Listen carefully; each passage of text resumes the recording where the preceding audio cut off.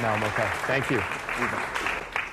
I have historically come back to Stanford, having gone to their Stanford Publishing course and attended it as someone who started a company here in April of 1990. I then came back the next year and taught a course on what they don't teach you at the Stanford Professional Publishing course. And then I taught a course on startup publishing, then I taught a course on entrepreneurship, and then this most recent summer taught one on branding. So today, what I wanted to do is kind of address some of the questions that I'm asked often, which is this Dummies brand is very unconventional, very contrarian. How has it gotten to become part of a company that's gone public, one of the fastest growing public companies in the San Francisco Bay Area, as rated by the San Francisco Business News. And the notion of where to start and how someone like yourselves or your colleagues, your organizations could participate in what is a real fun grassroots startup, which is building a global brand. So the presentation tonight is really about branding, entrepreneurship, startups, and what we're currently doing, which is transforming our company from a static book company into a dynamic, continuous learning company, and how we believe the internet and continuous access 24/7 to our portfolio of knowledge is going to be a very substantial growth strategy for us moving forward.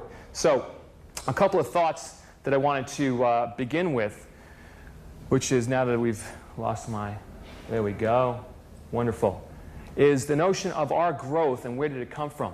In 1987, I was in a restaurant in New York City. I was a sales representative for a large Bertelsmann company, Bantam AA Dell, and I always had a dream, which was to start my own company. I was on the firing lines, in the trenches, but from a sales capacity. And in publishing, in the media business, editorial typically drives the train. I always felt that editorial was never close to the customer. It was often an ivory tower. Typically, it had a point of view that was not necessarily shared by the marketplace. So I had this idea, was in a restaurant, and much like we do tonight, we talk with colleagues. And what's going on? What have you heard? What's new? What's interesting?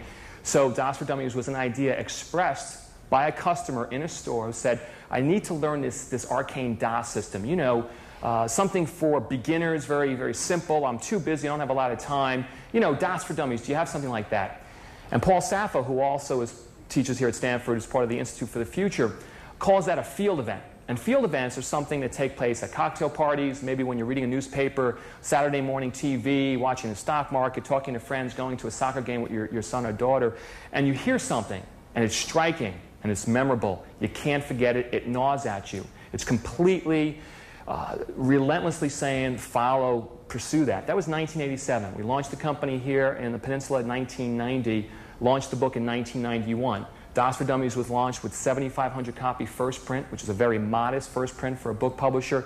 The largest chain in America, Walden Books. I went up to Stamford, Connecticut. We were a startup company. We had $1.5 million in seed capital. We were losing money. This was a very much an idea that was born out of risk and take the big risk. Went up to Stanford and I got 2 orders, which was ended in the conversation. I don't like the idea. I don't like the concept. I don't like the cover. So here's 2 orders, get out and stay out. And it was an amazing experience. It was a transformative experience because when someone tells you no and you're a startup company and you're the founder, CEO, you're out in the marketplace and they say no, we hate it. So we went grassroots. We then established this book as a brand.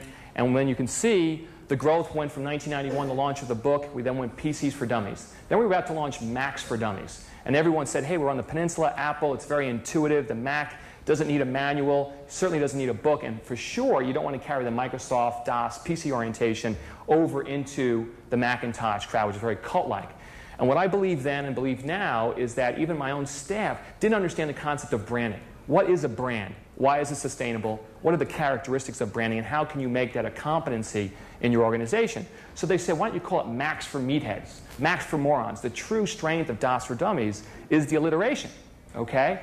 So again, always following my own conviction, never following the kind of normal path, we did Macs for Dummies. Still the #1 book in the marketplace and a tremendous success.